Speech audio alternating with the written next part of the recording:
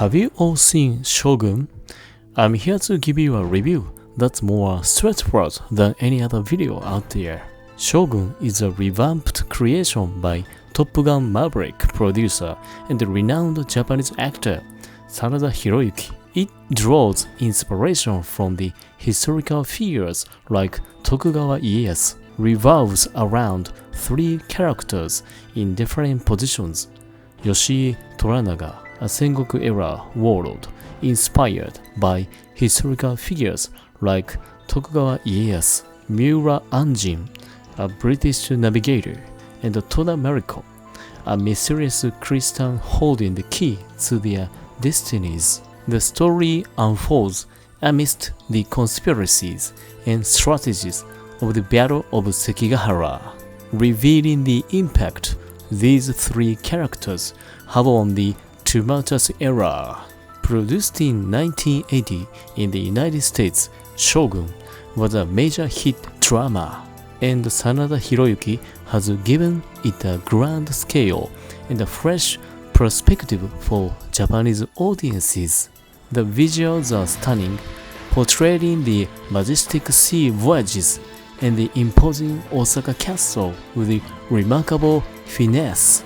The depiction of Japanese samurais is incredibly cool, and it's well known among fans of historical dramas for its high level of completeness. What's even more impressive is that Sanada Hiroyuki, the actor, is also involved in overseeing Japanese cultural aspects, adding an authentic touch to the production. While Shogun draws inspiration from Japan's Sengoku period, it incorporates many original elements into its world and story. Characters may have different names from their historical counterparts, enhancing the drama's clarity and entertainment value.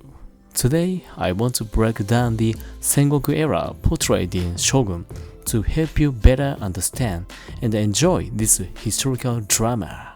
First of all, folks, have you ever heard of Shogun? It might be easy to mistake them for samurais or warriors, but typically, a shogun is the highest ranking military leader, responsible for making strategic decisions and commanding troops. They usually excel in military experience and leadership, holding a crucial position in the nation's security. The role of shogun varies from country to country, and at times they may also wield political power. Now let's dive into the drama. The central characters are Yoshii Toranaga, Toda Mariko, and Miura Anjin. Let's start with Miura Anjin, a character inspired by the real-life William Adams. William Adams, portrayed as Miura Anjin, was the first foreigner to receive the title of a samurai. Impressive, right? The name Anjin means compass needle, used in navigation, adding a cool touch to his character. Originally a navigator, Miura Anjin ends up stranded in Japan. Inspired by Tokugawa Ieyasu, the first shogun of the Tokugawa shogunate, he finds protection under Yoshii Toranaga, a formidable samurai in this Sengoku era, depicted in the drama. In this shogun's world, during the Warring States period, Yoshii Toranaga is the most powerful and strongest samurai. In fact, just like Tokugawa Ieyasu faced a formidable opponent, Ishida Mitsunari, in the Battle of Sekigahara, Yoshii Toranaga has its own adversary, one of the five elders, Ishido Kazunari. Among the five elders, there is a situation of factional strife with opposing relations. The five elders consist of Ishido, Ono, Kiyama, Sugiyama, and Yoshii Toranaga. By the way, Sugiyama is neutral, hailing from a wealthy and prestigious martial family known for being a fair-minded warrior. The issue lies with Ono and Kiyama. They align with Ishido against Yoshi Toranaga, creating a conflicting relationship. Both Ono and Kiyama are Christian daimyos. Even in Japan's Sengoku era, there were daimyos who adhered to Christianity, such as Otomo Sorin and Konishi Yukinaga. They were part of the Five Elders, having close ties with Christianity while being influential figures in the heart of Japan. This Ono character seems to be inspired by Oda Yoshitsugu, donning a white hood and suffering from Hansen's disease. Since Hansen's disease is incurable, he turned to Christianity, seeking salvation from the Christian God. On the other hand, Kiyama is more materialistic and hungry for wealth.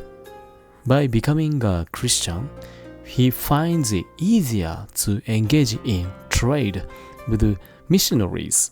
Kiyama lived in a wealthy household, and he, along with Ono, collaborates with the Jesuit priests, including Father Alvito. This alliance inevitably puts them in opposition to Yoshi Toranaga. Enter Miura Anjin, and the dynamics among the Five Elders start to fracture. The Shogun's world is filled with fascinating characters.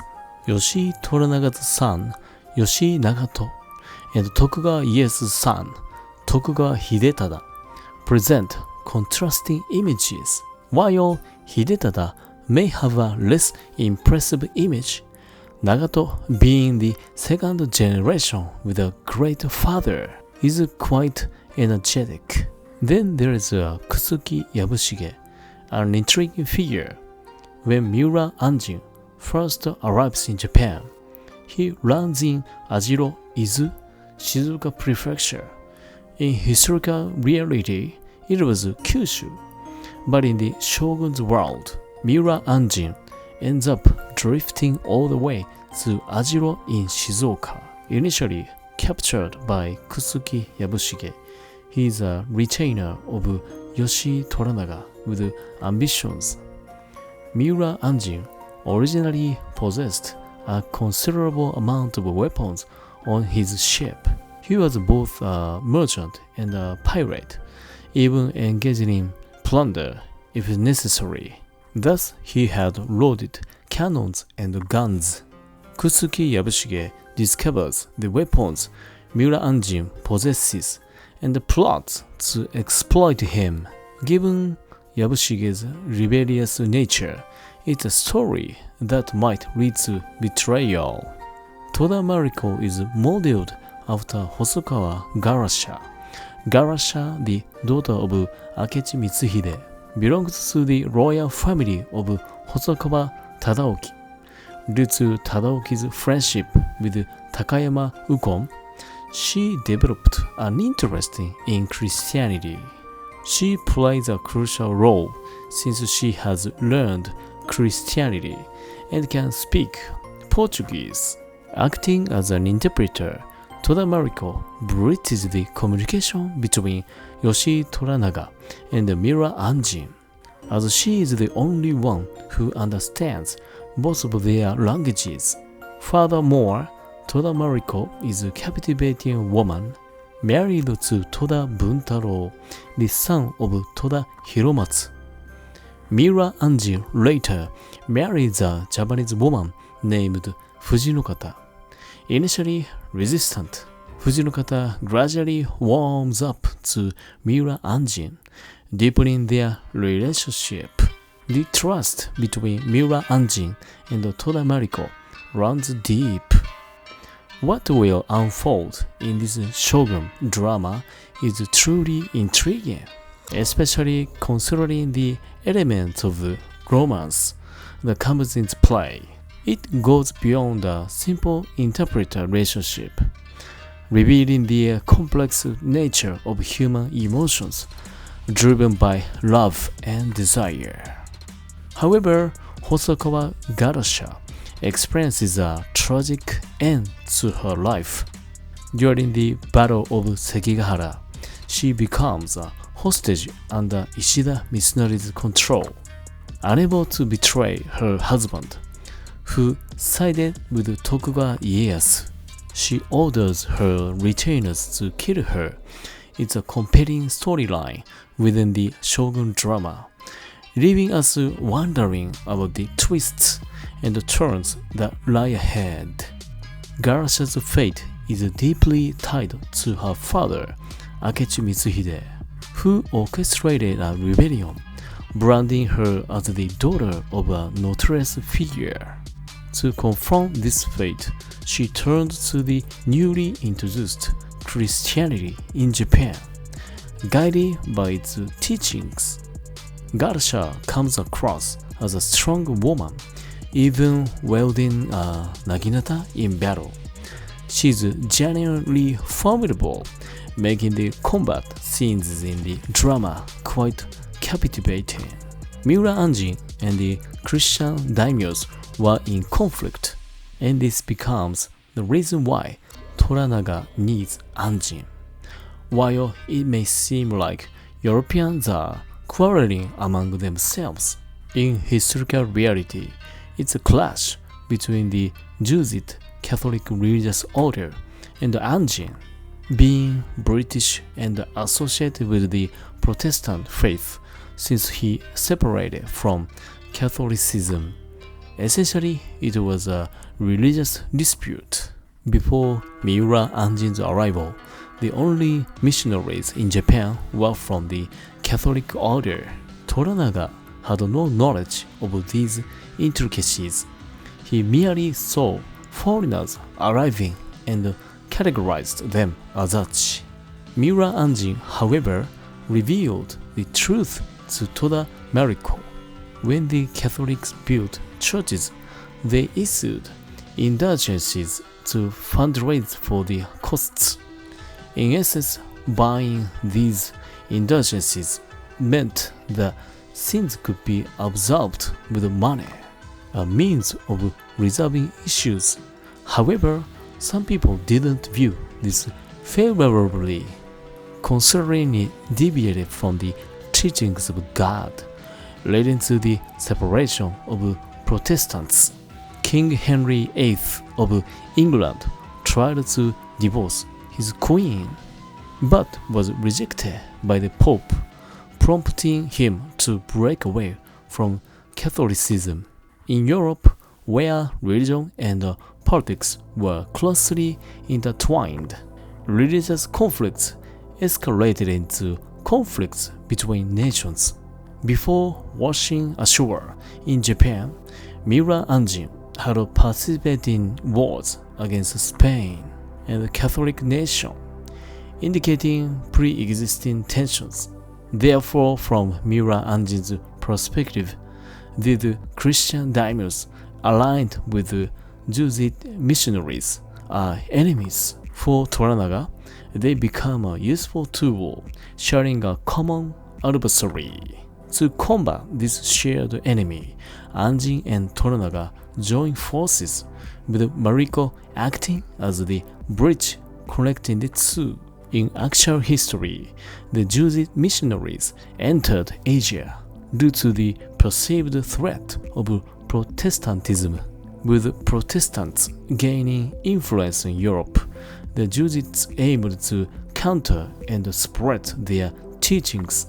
This desire extended to colonial ambitions, wanting to colonize Asian countries. Christian daimyos willing to benefit from the teachings of God and the profits of trade emerged. Some even offered land in exchange for adopting Christianity, presenting a potential risk of countries being overtaken during this era. In this context, Miura Anjin's presence played a significant role. Toda Mariko, having heard about Christianity from Jesuit missionaries, was intrigued by Miura Anjin's fresh perspective She eventually expressed desire to see Europe with her own eyes. In actual history, Tokugawa Ieyasu was wary of Catholicism, giving Miura Anjin a significant role. At that time, Japan had severed diplomatic ties with Min China and Korea after Toyotomi Hideyoshi's failed invasions. Seeking trade opportunities overseas, Ieyasu explored options. Miura Anjin's arrival, being a Protestant from England, provided a counterbalance to the dominant Portuguese Jesuits. During this period of Japan's history, often associated with isolationism due to its island geography, the depiction of cross-cultural exchanges in this drama is quite rare. Imagining communication between Japanese and foreigners during the Sengoku period is enlightening. In fact, there exists a Japanese-Portuguese dictionary from that time, created by missionaries to understand the meanings of Japanese words. This dictionary serves as a crucial resource for historians, shedding light on what transpired during this era. The Shogun drama, with its in-depth portrayal of Japan-Europe relations, offers a unique perspective on the Sengoku period through the lens of the Age of Discovery. While this review focused on Shogun, Chirax Japan's videos typically explore various aspects of Japan's fascinating history. So if you are interested, consider subscribing for more insights. Thanks for tuning in to Chirax.